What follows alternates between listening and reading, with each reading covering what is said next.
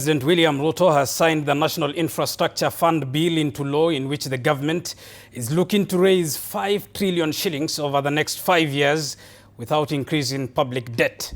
Treasury Cabinet Secretary John Badi says the fund will rely on partnership with private investors, explaining that every shilling invested by the government is expected to attract up to 10 shillings from private sector and institutions.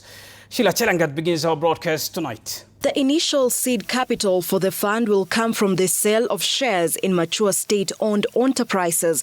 Part of the funds have already been secured through the Kenya Pipeline Company initial public offering, which was oversubscribed and raised 106.3 billion shillings. This asset of Kenya Pipeline will be receiving a dividend of 5 billion shillings every year. But look at what it is going to do.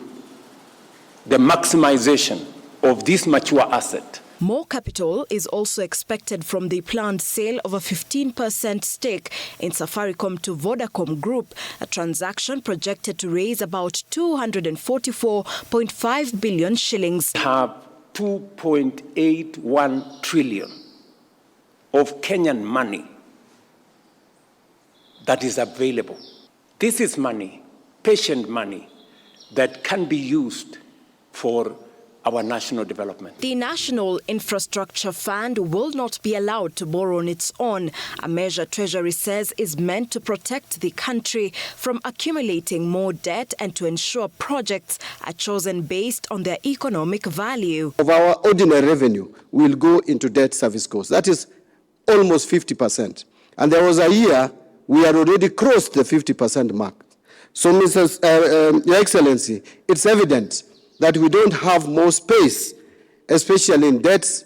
The fund will finance viable projects in 5 key sectors, including transport, energy, water and irrigation, digital connectivity and agribusiness infrastructure.